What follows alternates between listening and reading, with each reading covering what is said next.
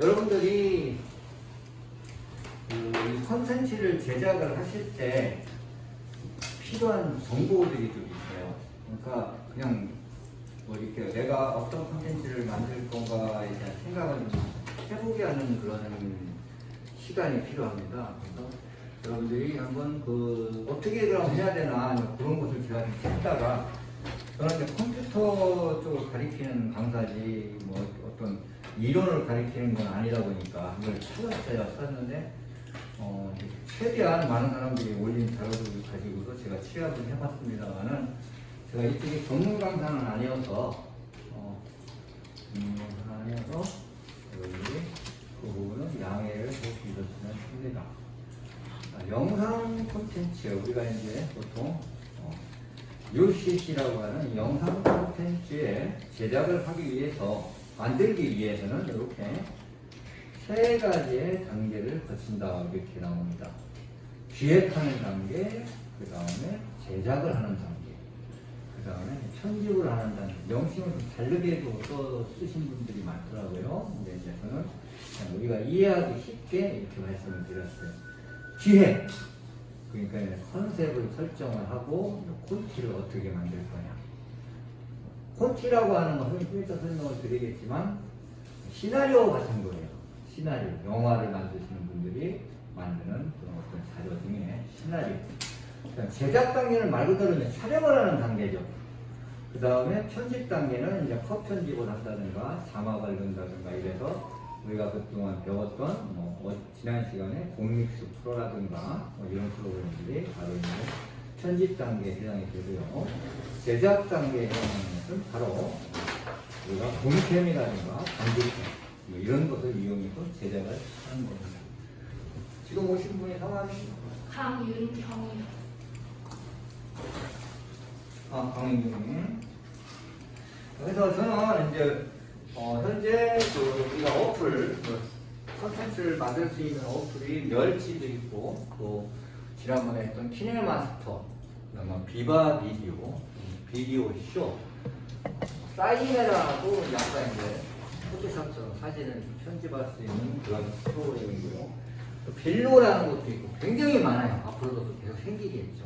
그런데 너무 많이 가르쳐 드리면 되려 혼란이 올 것 같아서 가장 많이 쓰고 가장 사람들한테 인기가 좋았던 키네마스터는 이제 좀 이따가 요거 끝나는 대로 자막하고 좀 혹시 키네마스터 강의할 때 안 나오신 분이 오늘 나오신 분 계세요? 키네마스터 강의 때 안 나오신 분, 오늘 나오신 분 없어요. 다 키네마스터 첫 번째 강의 다 들으셨던 분이죠. 그럼 그냥 기초 과정 없이 약간만 터치하고 넘어가도록 해볼게요. 영상 콘텐츠를 차라리 알려드리는 게 낫겠다 판단해서 제가 일주일 동안 고민을 하다가 이걸 만들었어요. 그래서 이걸 한번 보도록 해보겠습니다. 컨셉을 설정하고 제작을 하고 편집하는 단계인데 영상이라는 것은 뭐냐? 영상이라고 말을 하는데요. 영상이라고 하는 것은 세 가지죠. 이미지, 그 다음에 약간의 글씨와 음악이 들어가면 이게 영상이 됩니다. 제가 NTSC 방식 또는 PAL 방식이라고 해갖고 1초에 29.9개의 프레임, 25개의 프레임이 돌아간다라고 말씀을 드린 거 기억나시나요? 한국은 미국과 더불어 한국과 미국은 NTSC 방식이라 약 30장 정도의 사진이 1초 동안 지나갑니다. 한 장 한 장 우리가 프레임이라고 얘기를 해요. 북한과 유럽은 PAL 방식이라고 해서 25장의 사진이 돌아가요. 우리가 북한에서 쓰는 영상을 가져다 곧바로 우리가 집어넣게 되면은 빠르게 지나가겠죠. 25장이 1초 동안 지나가야 됩니다.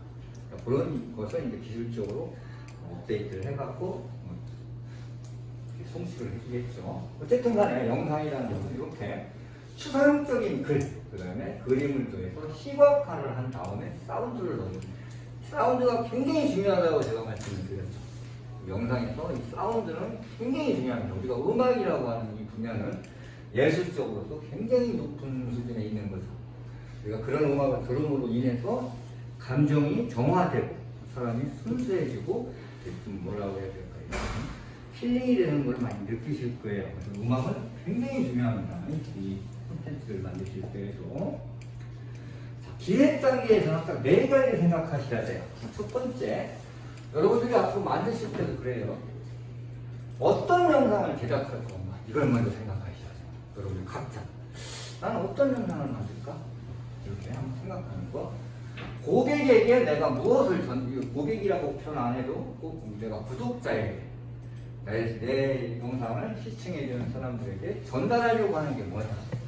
이건 일단 여러분들이 생각하셔야 돼요. 어떤 영상을 제작할 것이냐. 내가 먹는 음식을 제작할 것이냐. 아니면 어떤 그 강의 쪽으로 나갈 것이냐. 무엇을 이게 가장 중요합니다. 내 콘텐츠에서 어떤 거를 제작할 것이냐. 이것을 중요하게 생각을 하고요. 두 번째는 누가 볼 거냐는 거예요. 누가. 내가 지금 만들었는데 이거를 뭐 남녀노소 다 보게 할 것이냐. 아니면 뭐 20대만 보게 할 것이냐. 제가 한 5년 전에 페이스북을 통해서 마케팅을 가르친 적이 있는데요. 그때 나왔던 얘기가 일반 마케팅에 전혀 써먹지 않던 말을 페이스북에서 처음 써먹었어요. 그게 타겟 마케팅이라는 거였어요. 타겟 마케팅이라고 해서 우리는 일반적으로 텔레비전이라든가 신문에다가 광고를 하시게 되면 이게 어떻게 돼요? 누구나 다 볼 수 있죠. 신문을 또는 텔레비로 우리가 광고를 하면 그냥 불특정 다수인이 다 본단 말이에요. 그런데 페이스북에서 성공을 있었던 방법 중에 하나가 타겟을 내가 잡는다는 얘기예요. 나는 여성 의류를 파는 사람이야. 그런데 내가 굳이 남성들한테까지 이것을 보여줄 필요가 없다는 얘기죠. 또 내 옷은 20대와 30대가 입는 옷인데 굳이 10대나 50대 이상이 볼 필요가 없다. 또 나는 내 제품은 굉장히 로얄, 굉장히 뭐라 그래야 되나, 고급스럽고 가격도 만만치 않기 때문에 나는 서울의 청담동 지역에만 있다. 이렇게 할 수가 있는 거란 말이에요. 사람에 따라. 그런데 타겟 마케팅을 쳤어요. 엄청난 센세이션을 일으켰다. 페이스북이 성공하는 것 중에 밑거름입니다. 자, 이렇게 일단 누가 보기를 원할 것이냐. 이걸 생각하셔야 돼요. 내가 나는 그냥 24시간 남녀 상관이 없다 하시는 분도 되고, 또 나는 연령대가 있을 수 있고, 또는 성별이 있을 수가 있죠. 이렇게 두 번째 장면은 누가 보기를 원하는가를 고려하셔야 됩니다. 자, 세 번째는 약간 내 콘텐츠의 차별성이라고 볼 수 있는데요. 영상을 본 사람들이 기대하는 반응. 이게 여기서 이제 유튜브가 마케팅으로 써먹을 수가 있는 거예요. 그래서 요새는 저는 마케팅을 이제 안 가르치려고 마음을 먹었는데, 제가 가르칠 수 있는 분야가 없어요, 이제. 이게 무슨 몇 년 전에 저는 결정이 났죠. 제가 소상공인시장진흥공단에서 전국에 있는 전통시장 강의를 하면서 2017년도쯤에 중간쯤에 내가 이분들한테 가르칠 게 없겠구나 하는 생각을 가졌어요. 왜냐? 이미 플랫폼은 다 커질 대로 커졌어요. 이미 자기 가게를 다운이나 어디에서 치면은 다 나옵니다. 검색할 수 있는 게 자기 자식들을 통해서 했던, 누구에서 했던, 상인 해설을 통해서 했던, 어디를 통해서 했던 장사하는 사람 중에 자기 가게 이름 있으면 안 나오는 사람 없어요. 그렇죠? 이미 제가 알고 있는 정도의 지식 가지고 마케팅을 해보라고 가르칠 만한 것이 없다라고 저는 판단을 했어요. 지금까지 그 생각은 갖고 있어요. 왜냐? 너무나 많이 퍼져 있고, 이제 나가야 되는 어떤 마케팅은 이런 내가 알고 있는 그런 어떤 이론적 또는 간단한 무슨 컴퓨터의 지식만을 가지고 하는 이런 거는 안 된다는 얘기예요. 전문적으로 내가 홈페이지를 만들어서 치고 나가는 그런 것이 아닌 이상 일반적인 상인들이 기본적인 지식을 갖고 있는 사람들에게 제가 마케팅을 가르쳐 줄 수 있는 시대도 변했고 이 상황이 변했다는 건 저는 알고 있죠. 어쨌든 간에 지금 그 사람들이 유튜브에다 광고를 하는 거예요. 유튜브에 어떤 영상을 가보니까 대놓고 광고를 해요. 하다가 이 게스트까지 나와서 얘기를 서럽게 나오다가 풀토킹을 하다가 이제 광고로 들어갈게요 이래갖고 만들어서 그 제품에 선전을 해요. 예를 들어서 요것도 이 제품은 이렇게 얘기를 하더라고 한 몇 분 동안. 이 두 번째 게스트가 이런 데로 갔어요. 그러니까 지금은 이제 독특한 거예요. 나만의 어떤 내 제품을 홍보할 수 있는 방법은 제한적이지 않다. 무한하게 변할 거예요. 그리고 그래서 제가 이 마케팅 강의를 포기한 이유가 특정된 제품이 아니고 어떤 한 사람한테 맞춰서 갖고 이 사람이 어떤 상황에 맞춰서 그 제품을 어떻게 팔아야 되겠다는 거는 내가 솔루션을 제시할 수 있지만 일반적인 장사하는 사람들한테는 마케팅 광고는 어렵다라고 저는 판단을 한 거죠. 어쨌든 간에 이렇게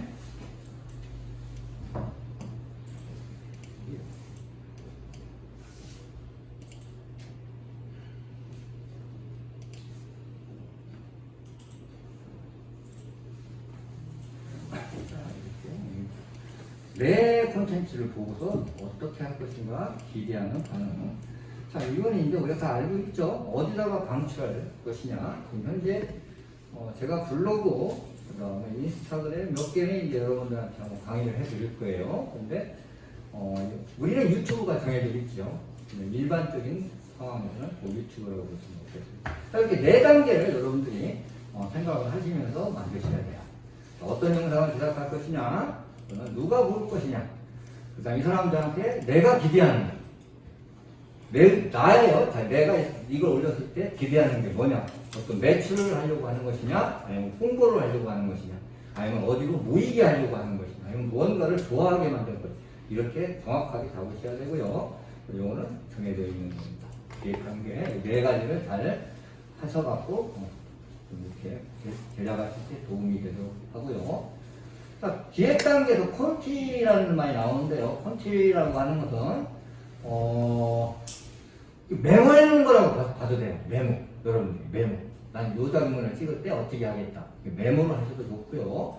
콘티 작성할 때 이제 카메라 구조, 풀샷이냐, 클로즈업이냐, 이건 이제 제가 조금 이제 좀 자료를 좀 준비를 했어요. 그러니까 요 강의 이어서 나갈 텐데 풀샷, 클로즈업이라는 게 뭐냐? 또 내가 제작하는 과정에서 무언가를 메모해줘야 돼. 그런 것을 콘티라고 생각하셔도 돼요.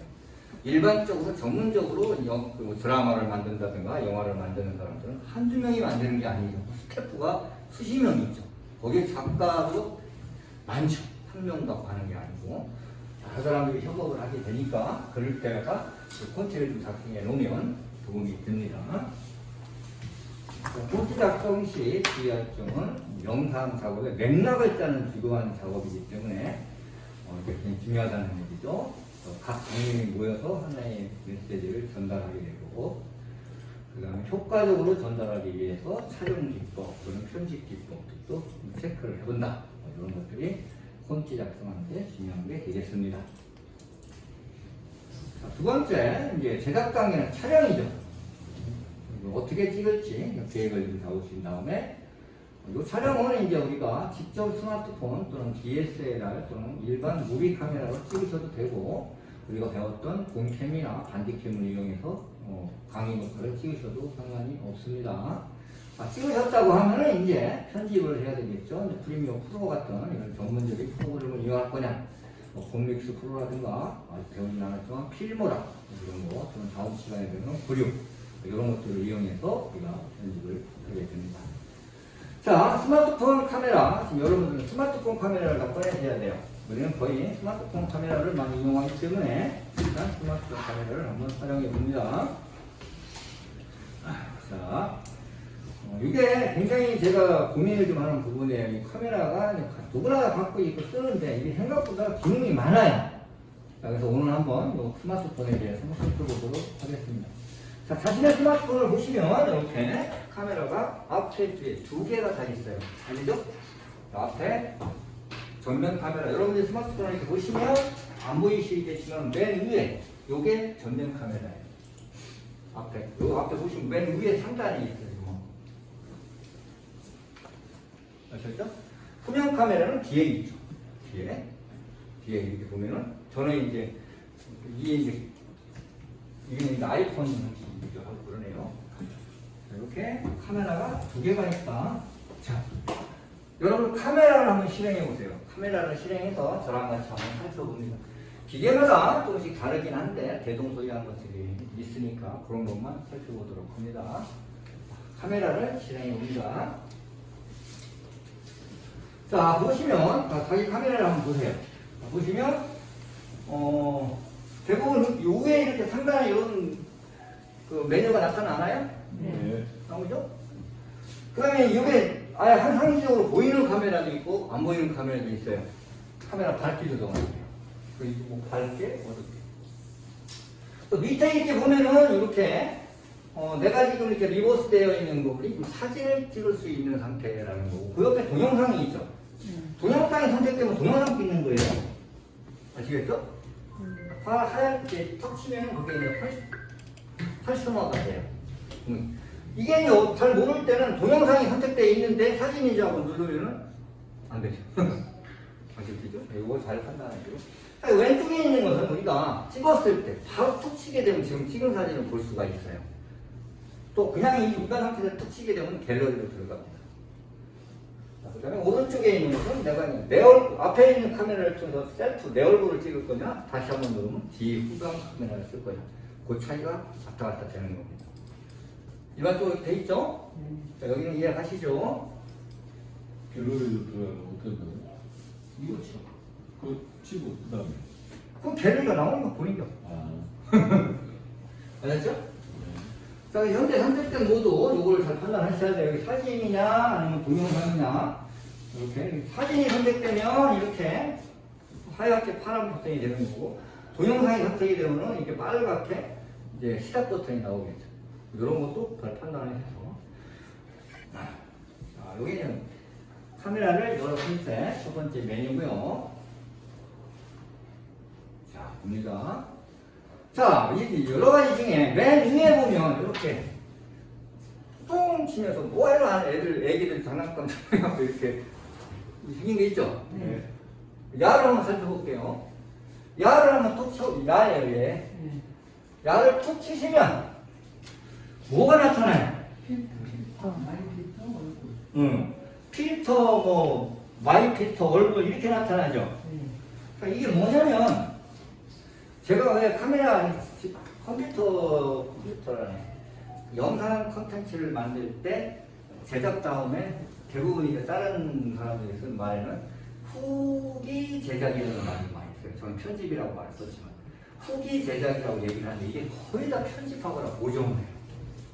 예를 들어서 뭐 부산행 같은 영화 같은 거 찍을 때 또는 막 이렇게 막 헬기 넘어오는 뭐 이런 그런 어떤 그 3D 같은 게 편집이 들어가요. 제작 비용에 그 영화 하나에서 3초 동안 이렇게 이 부산을 밀어닥치는 파도 10m짜리 파도 만드는데 3초짜리 만드는데 10억을 제안했다는 말 들으셨어요? 그걸 만드는데 10억을 달라고 10억을 주고 만들어요. 한국에서도 못 만들어서 미국에 지금은 그 정도는 쉽게 만들죠. 지금 그때 당시만 해도 한 10년 전, 15년 전 얘기입니다. 이 얼굴 보죠. 여러분들이 얼굴을 내가 찍었을 때 내 얼굴이 그냥 이렇게 봐서 잘 나온다는 건 쉽지 않은 일이에요. 도정을 조금 해야 돼요. 요게 이제 그런 역할들을 하는 건데, 여기에 맨 밑에 왼쪽에 보면 뭐라고 써 있어요? 뷰티라고 써 있죠. 상단에 보면 뷰티가 있을 거예요. 뷰티. 그죠? 여기 뭐 뷰티가 있죠. 뷰티는 말 그대로 이렇게 원본이나 또 옆에 이렇게 보면 뭐 따스한 어쩌고저쩌고 써있죠. 그 다음에 마이크터도 있지만 얼굴이라고 돼 있는 게도 있죠. 얼굴. 얼굴을 보면은 뭐 갸름하게 뭐 톤, 뭐 턱선 이런 거 있죠. 눈 이런 거. 얼굴 또는 뷰티 기계만 좀 다른데 여기가 뷰티라고 써 있는 게 뷰티라고 써 있는 게 얼굴이라고 써 있는 기계도 있어요. 눌러 보시면 여기가 있는 피부편, 뭐 색감, 갸름하게 눈 크기 이런 게 있어요. 이걸 여러분들이 한번 찍어서 여기 와가지고 눈 크기를 하면 저처럼 이렇게 쭉 찢어진 눈은 동그랗게 이뻐지고 이렇게 돼요. 일단 찍은 다음에요? 자기 얼굴 찍은 다음에? 이거는 제가 사인회를 할 때 막 강의할 때 재밌었는데 거의 웬만하면 다 있거든요. 하여튼 이런 역할들이 있다. 이렇게 보여드리는 거고요. 자, 그 다음에 다시 취소 버튼 누르고 나오세요. 취소 버튼을 눌러야 메뉴가 바뀝니다. 상단에 보면 여러 가지 메뉴가 있는데 뷰티가 안 나오는데. 아 나와요. 얼굴 누르고 밑에 이렇게 돌리면은 코 그림 나오고 눈 그림 나오고 막 나와요. 이게 꺼지는 건 안 나오고 켜진 거로 이렇게가 되네요. 천천히하죠. 꺼지게 놓지 말고. 네, 화면이 대박. 나왔어요? 네, 눈도 나오고 코도 나오고 막 근데 어떻게 고치나? 그건 이제 나중에 천천히. 입술도 그래 있고 일단 자, 요게 이제 네 번째가 일단은 것만 알면 되는 거예요. 네 번째가 세 번째고 여기 생긴 게 있죠. 3.4 이렇게 써 있는 게 있죠. 여기 말하는 거예요. 첫 번째 봤을 때 처음에 이렇게 카메라 켰을 때 위에 나오는 거예요. 여기 말씀드리는 겁니다. 여기 말씀드리는 거예요. 여기 처음에 쳤을 때 설정 뭐 번개처럼 생긴 A자 여기 말하는 거예요. 여기에서 세 번째인가 네 번째 보시면 여기 기계마다 틀리겠지만 3대 4로 써 있는 게 있죠. 네. 있으신가요?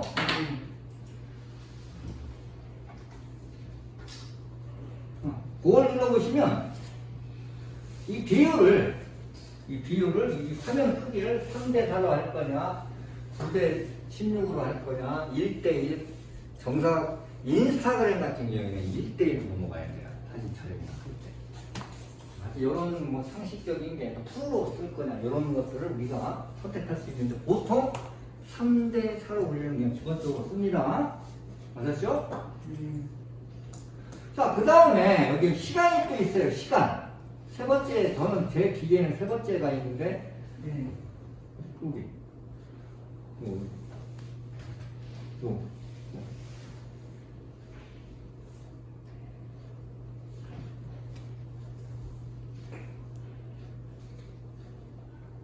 거기랑은 눌러보시면,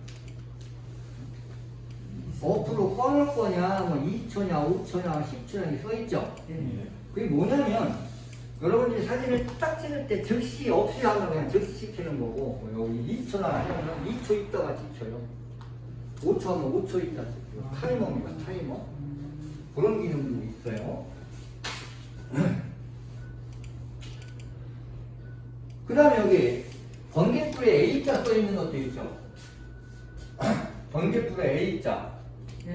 그게 뭔 줄 아세요? 프레시. 그것이 이제 그걸 켜놓으면은, 툭 치면 세 가지가 나와요. 맨 왼쪽에 있는 거 이렇게 슬래시를 써놓으면 끄겠다. 카메라를 안 쓰겠다. 카메라는 플래시를 안 쓰겠다는 거고. 여기에는 항상 켜놓겠다. 찍을 때마다 플래시가 나오는 거예요. A자가 있으면 어두울 때만 켜겠다 이런 뜻입니다. 너무 쉬운 거 가르쳐 드리는 건가? 아니요, 몰랐어요. 플래시를 사용할 거냐 안 할 거냐 네, 그런 용도로 쓰시는 거예요. 자, 중기는 아시죠? 내가 이제 찍으려고 이렇게 하는데 이거를 내가 좀 줌을 당긴단 말이에요. 그럴 때는 이걸 이렇게 넓히세요. 넓히면 이런 줄자가 나와요. 자, 이거 해보세요. 이렇게 하면 밑에 줄자가 나오죠. 그 이걸 이렇게 당기면 가까워지는 거고 이렇게 하면 멀어지는 거고 주민주마없이 됩니다. 맞았죠? 그 찍으실 때 이걸 이렇게 하면 이렇게 확대가 되는 거고 이렇게 하면 이렇게 되고 그렇죠? 이렇게 주민주마업 화면을 확대하거나 축소할 때 쓰는 겁니다. 내가 이 스마트폰을 이렇게 손가락으로 확대하면 넓어지면서 야가 생겨요. 야가 보여요. 줄자가 보이나요? 보이죠? 다시 0.5로 해보면 없어지고 내가 보실 때 이렇게 해서 손을 이렇게 하면은 줄자가 생긴다. 줄자를 이렇게 왔다 갔다 하시면 돼요. 이런 것도 촬영할 때 편리하죠. 밝기는 어떻게 하냐면 그냥 이때서 안 나타나고 꾹 눌러봐봐요. 화면을 꾹꾹 누르면 이렇게 여기 나타나 밝음이. 그죠? 대부분 그래요. 그 약간 오른쪽으로 올리면 밝아지고 내리면 어두워지고. 아시죠? 꾹 눌러야 나타나는 기계도 있고 항시적으로 나타나는 기계도 있어요. 초점이 맞지 않는다. 예를 들어 누구 찍으려고 하는데 이분을 딱 찍으려고 하는데 초점이 안 맞을 때가 있잖아요. 그 사람을 상대로 그 화면에 있는 사람을 탁 치면 그 사람이 탁 초점을 잡아줘요. 해보셨죠? 찍으실 때 뭘 탁 치면은 가가 탁 초점을 잡는다. 그리고 찍으시면 선명하게 나오죠. 자, 여러분들이 중요한 건 태도입니다. 태도. 자, 위에 맨 위에 요 나사처럼 생긴 설정 있죠? 이거를 누르시면은 이게 창이 화면이 이렇게 쫙 떠요. 그죠? 설정 화면에서 꼭 여러분들이 하셔야 될 것이 뭐 손떨림 보정 이런 거 당연히 켜놓으셔야 돼요. 수직 수평 안내선이라고 있나요? 그건 꼭 켜놓으셔야 돼요. 그걸 켜놔야 여러분들이 가로 세로가 이렇게 털이 생겨갖고 촬영하는데 여러분들이 전문가가 될 수가 있어요. 이게 안 나타나고 그냥 눈대중으로 하지 마시고 이 수직 수평 그 다음에 위치 태그라고 하는데도 꼭 해놓으시고. 왜냐? 내가 어디서 찍었는가를 야가 알아서 위치를 잡는다는 거예요. 아셨죠? 요거는 활성화를 시켜놓으시고 또 아까 좀 전에 말씀하셨던 수평 수직 안내선도 꼭 설정해놓으세요. QR코드를 스캔해서 찍겠다 하면 QR코드 스캔이라는 것도 있어요. 그것도 켜놓으시고. 그러니까 내가 예를 들어서 어디야 이 홈플러스 같은 데 가갖고 상품에 대한 QR코드를 이거로 찍으면 그 상품 정보를 얘들이 연결시켜서 보여주죠. 그 기능이 되게 하려면 QR코드 스캔에 활성화를 시켜놔라 이거예요. 네, 활성화가 안 되는데. QR코드 스캔이라고 활성화를 눌러야 돼. 요 그렇게 약간 당기면 파란 색깔로 바뀌어요. 해도 안 돼. QR코드 스캔이라는 말이 있긴 있어? 네. 안 돼? 지금 크롬부터 어플을 깔았거든요. 핸드폰에. 그래서 그런가요? 눌러도 안 되는데. 그 QR코드 어플을 깔았어요. 그건 한 번? 27.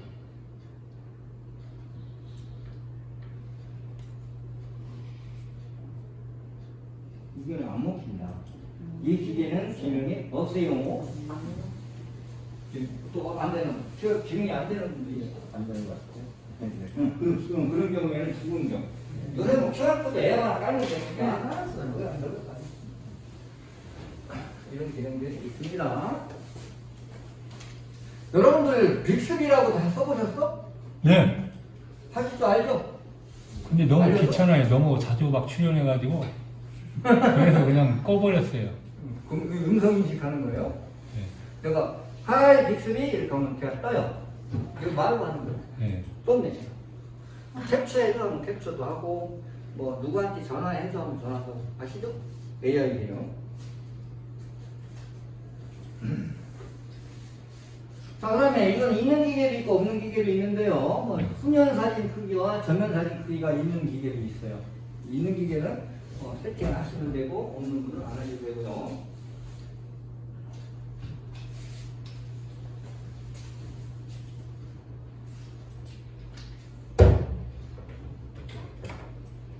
카메라에 이 현재 스마트폰 카메라가 1억 배가 넘는 게 있어요. 화상도가 1억. 그 정도면 대단한 겁니다. 저희들 지금으로부터 한 40년 전 제가 대학교 다닐 때만 해도 100만 화소가 100만 원이 넘었어요. 지금 100만 원 하는 것들 인정 안 해주지만 그 당시에는 그랬어요. 수직 수평 안내사 꼭 해놓으셔야 돼요. 그래야 여러분들이 잘 하시는 분은 안 하셔도 되지만 있으면 편하죠. 자, 여기 여러분들 카메라를 켰을 때 초기 화면이 나오죠? 거기에서 밑에 오른쪽에 보면 사진 동영상 옆에 더보기라고 있나요? 예. 있어요? 예. 더보기를 눌러보세요. 어디 말하는 거예요? 안 되는 손 쓰시고. 어디 말씀하시는 거죠? 하단에 우리 거북이 있어요. 기계마다 좀 다른데? 아, 저거 플립퍼구나. 그 더보기. 더보기. 저 있어요. 있어. 더보기에 보면 이렇게 여러 가지 메뉴가 있어요. 뭐 음식도 있고 많죠. 네. 파노라마 다 찍어 보셨죠? 네. 파노라마에 예를 들어서 우리가 찍을 수 있는 카메라의 화면은 요만큼이잖아요. 그런데 해변가를 눌러갔어. 그 해변가가 이게 길죠. 그 여기서부터 여기까지 쫙 찍는 게 파노라마예요. 파노라마를 터치하신 다음에 이렇게 하면 안 돼요. 한쪽 방향으로만 쭉 천천히 이렇게 가야 돼요. 또 끝까지 탁 하면 멈춰요. 그게 파노라마예요. 좀 해보세요. 그 다음에 풀어. 아웃 포커스. 예를 들어서 내가 여기를 딱 찍을 때 여기다가 초점을 맞췄으면 이 부분만 지금 선명하고 뒤에는 흐릿하잖아요. 뒤에 있는 흐릿한 부분을 선명하게 맞춰주는 게 아웃 포커스예요. 사진, 동영상. 슬로우 모션과 하이퍼레스는 반대적인 개념입니다. 저번에 하이퍼레스 대략 설명드렸죠. 실제보다 빨리 움직이는 영상을 찍게 되는 거 슬로우 모션은 반대예요. 10분, 5분, 5초를 찍는데 한 10초처럼 찍는 거. 요거는 10초를 찍었는데 1초처럼 찍는 거. 하이퍼레스. 포커스가 있구나. 기계마다 조금씩 다른데도 그런 기능이라 이런 얘기죠.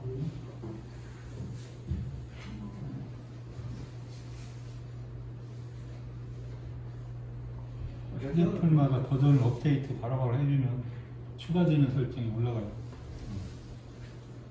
파노라마, 좋은 넓은 범위의 장면을 한 장의 사진으로 촬영하는 건데 카메라를 한 방향으로만 움직이셔야 된다는 겁니다. 안내선 밖으로 나가지 않게 촬영하셔야 돼요. 파노라마는 많이 써보셨을 거라고 생각되고요. 아웃포커스는 아까 말씀드린 것처럼 배경 또는 피사체의 초점이 잡히지 않을 때 뒤에 피사체의 초점이 배경이 흐릿하게 나오잖아요. 사람을 앞에 찍으면 그 배경 역시도 아웃포커스 모드로 이렇게 하게 되면은 선명하게 나옵니다. 그러니까 이게 이제 지금 이 일반적으로 우리가 알고 있는 카메라는 영화에서 보면 찍을 때 앞에 있는 주인공을 선명하게 잡으면 뒤에 있거나 옆에 있는 사람은 선명하지가 않잖아요. 그런데 어떤 영화는 한 앞에 있는 사람과 뒤에 있는 사람이 둘 다 선명하게 보이는 경우가 있어요. 보셨어요? 그런 경우에 두 대의 카메라로 하나는 A를 잡고 하나는 B를 잡아갖고 합성을 시켰습니다. 지금은 한 카메라에서 두 개의 기능이 다 가능해져요.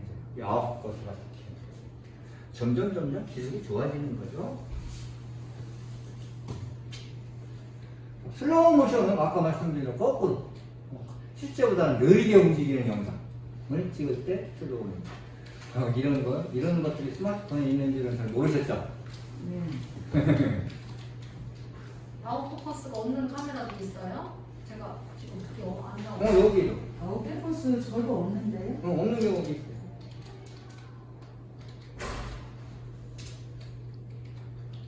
저도 없네. 저도 없어요. 굳이 그렇게 아웃포커스를 해야 될 건 없지만 그런 게 있다는 얘기죠.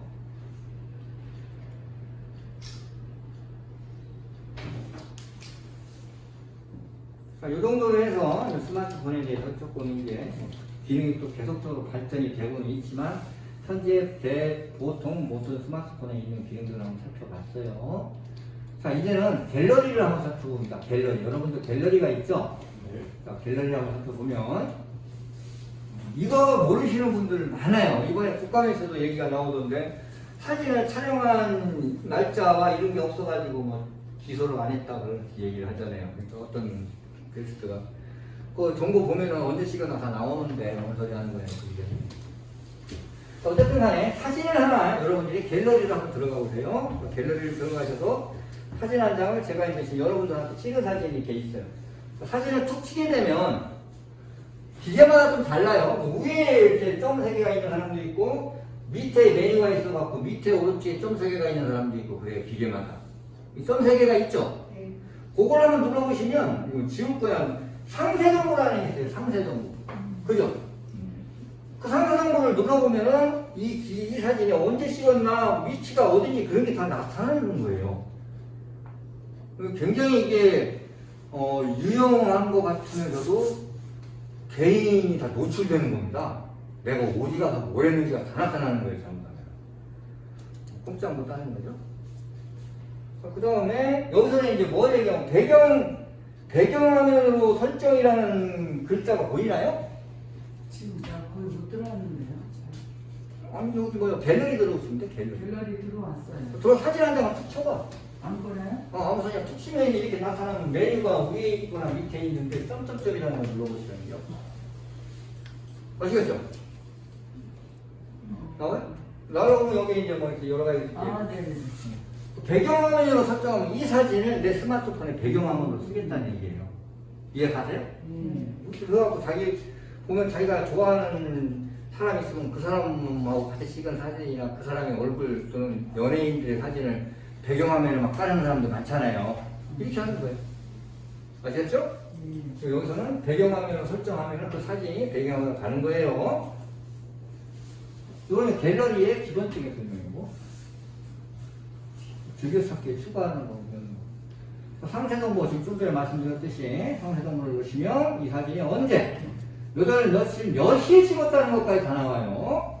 그 다음에 파일 이름도 나오고 위치 아까 태그를 해놓으시면 이게 대전시 서구 동아이동 409-9 여기가 409-9인가 봐요. 그렇게 나타나고 기계 어떤 기계로 찍었는 것까지 나옵니다. 삭제하시려면 이렇게 이제 쓰레기통처럼 생긴 거를 휴지통을 누르면 되는 거고요. 자, 그 다음에 요거 때문에 이제 제가 여러분들한테 좀 머리를 써갖고 만들었어요. 자, 스마트폰 촬영자라는 꿀팁입니다. 자, 스마트폰은 잘 아시겠지만 하이 앵글, 로우 앵글이 있는데요. 키가 좀 작은 사람이다. 로우 앵글이라는 거 뭐냐면 밑에서 찍는 거고 하이로는 위에서 찍는 거예요. 내가 의자 같은 걸 올라서서 위에서 찍어도 되고 또는 이제 어디 놀러 가서 이렇게 누가 전망대 있을 때 밑에서 거의 눕다시피 해서 찍잖아요. 막 무서워서. 이거 아시죠? 자, 그렇게 이렇게 찍어도 거꾸로 찍어도 돌리면 되니까 사실 돌리는 건 얼마나 많으니까. 자, 그럼 여기서 로우 앵글과 하이 앵글은 많이 써먹는 거예요. 잘 쓰는 사람들은 이거 많이 써요. 몸을 안 가리고 눕고 옆으로 해갖고 밑에서 찍으면 사람이 좀 작아 보이고 위에서 찍으면 거꾸로. 거꾸로. 로우로 찍으면 작아 보이고 위에서 찍으면 커 보인다. 위에서.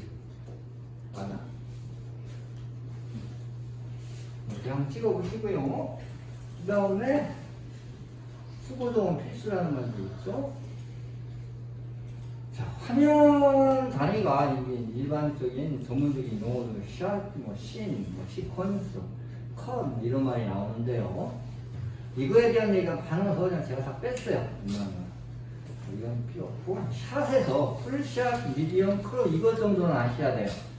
자, 풀샷이라는 것은 뭐냐면 전체적인 배경이에요. 강의가 전체 다 나오는 거. 풀샷. 전체적인 예를 들어서 전원일기 같은 거 찍는다. 초가집이 있고 마당이 있고 사람이 있을 거예요. 전체 다 나오고. 여러분들이 컨텐츠를 만드실 때는 이 풀샷은 또 필요하죠. 이렇게 찍어서 최소한 2,000에서 3,000가 보여지게 한 다음에 액션으로 들어가는 게 낫죠. 풀샷.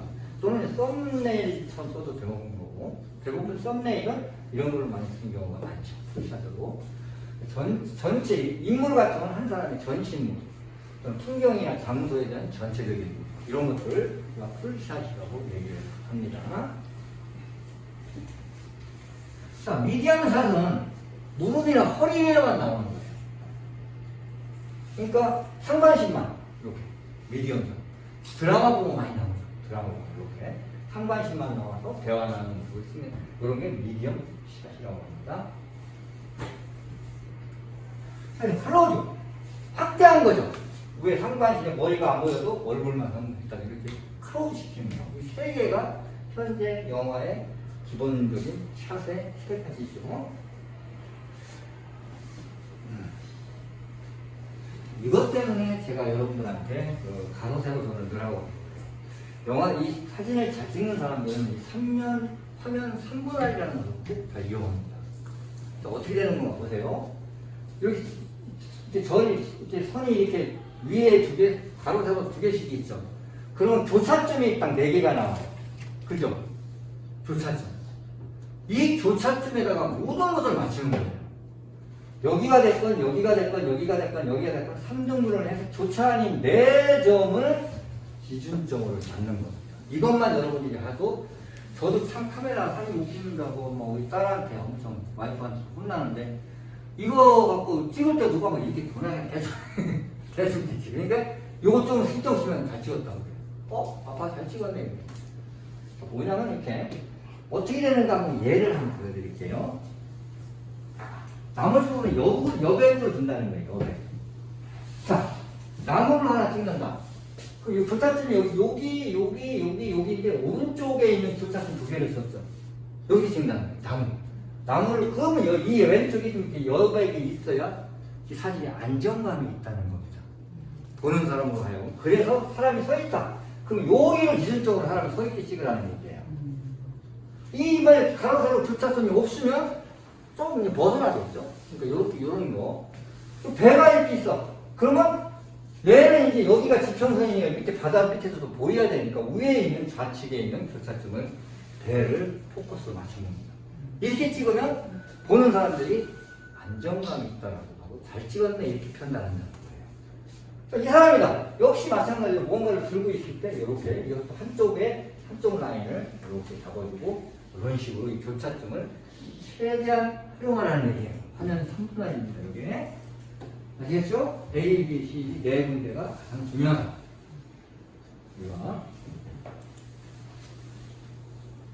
그 다음에 이제 헤드룸, 루킹 후, 루킹룸, 리드룸이라는 말이 나오는데요. 피사체를 어디에 위치시킬 것인가, 여기서 이거는 기본적인 거기 때문에 헤드룸이라는 게 뭐냐면 사진을 전체 화면 중에 하나 찍었는데 머리서부터 위에 있는 공간이 이제 조금 남아야 된다는 얘기예요. 지금 이렇게 사람이 위에 있는 선하고 너무나 딱 닿게 찍는다든가 너무나 공간이 띄어지게 되면 이게 좀 안 좋다는 얘기죠. 이해 가시죠?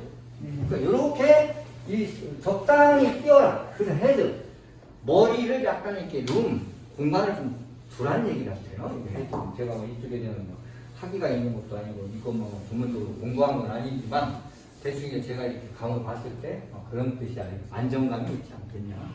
헤드룸. 두 번째 이 사람들이 얘기하는 루킹룸.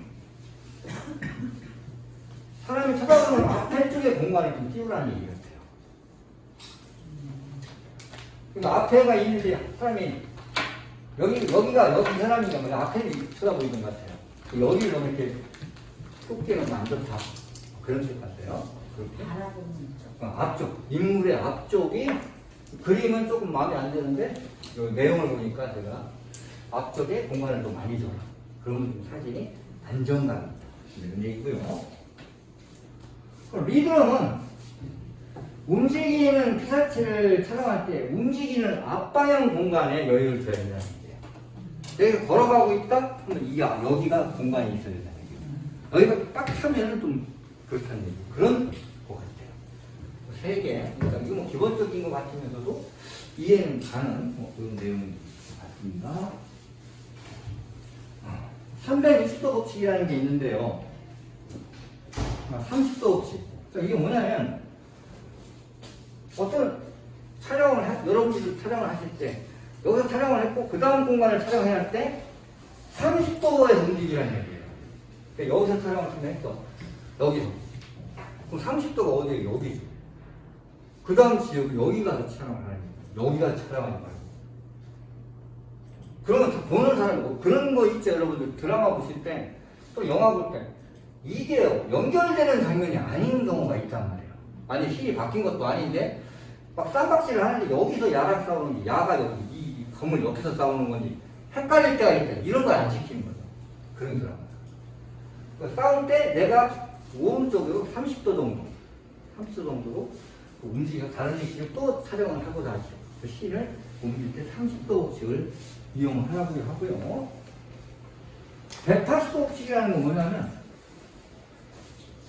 이제 두 사람이 얘기하고 있고 밑에서 카메라를 찍어야지 위에서 찍어대면 헷갈린다는 거예요. 보는 사람이. 이해가시죠? 그러니까 대화형면에서 카메라를 180도로 다룰 때 요 밑에 있는 지역이 밑에 180도로 잡아야지 위에 190, 200, 270 이쪽으로 사진을 찍으면 불안정하다는 거예요. 그리고 여기까지는 몰라도 이런 거 있구나. 한쪽 방향으로만 이렇게 돌아가면 좋겠구나. 이런 정도만 아시고 되겠죠. 우리는 전문적으로 그냥 이런 카메라 감독은 아니니까요. 그러나 이런 내용들이 있다라는 것을 아셔도 도움이 되지 않을까. 알겠죠? 네.